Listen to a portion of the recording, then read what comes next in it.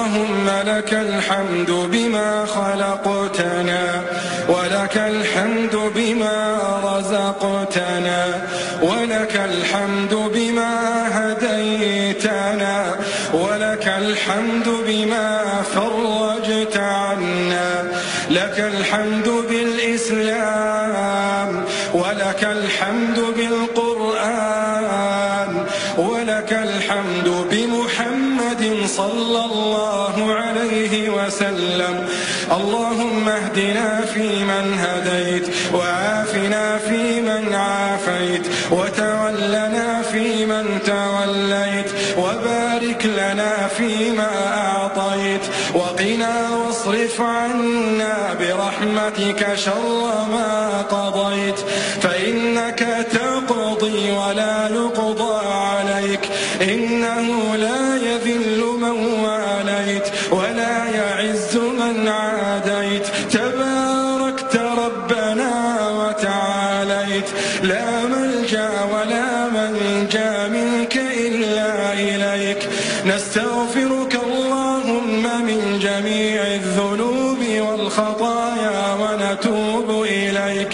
اللهم اقسم لنا من خشيتك ما تحول به بيننا وبين معصيتك، ومن طاعتك ما تبلغنا به جنتك، ومن اليقين ما تهون به علينا مصائب الدنيا، ومتعنا اللهم بأسماعنا وأبصارنا وقواتنا أبدا ما أبقيتنا، واجعله الوارث منا، واجعل ثأرنا على من ظلمنا، وانصرنا على من عادانا، ولا تجعل مصيبتنا في ديننا، ولا تجعل مصيبتنا في ديننا، ولا تجعل الدنيا أكبر همنا، ولا مبلغ علمنا، ولا إلى النار مصيرنا، واجعل الجنة هي دارنا وقرارنا، ولا تسلط علينا بذنوبنا من لا يخافك فينا ولا يرحمنا، برحمتك يا أرحم الراحمين.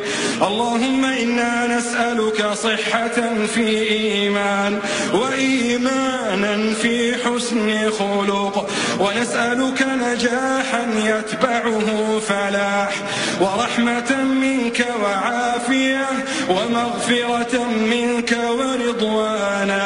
اللهم إنا نسألك أن ترفع ذكرنا، وتضع وزرنا، وتصلح أمورنا، وتطهر قلوبنا، وتحصن فروجنا، وتنور قلوبنا، وتغفر ذنوبنا، ونسألك الدرجات العلى من الجنة، ونسألك الدرجات العلى من الجنة.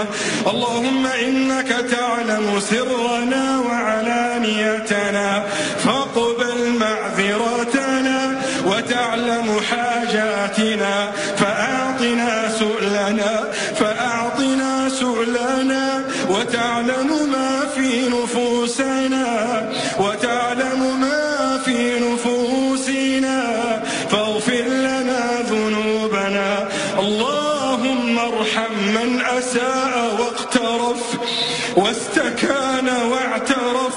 إلهنا كم من سيئة أسأناها فأخفاها حلمك، كم من حسنات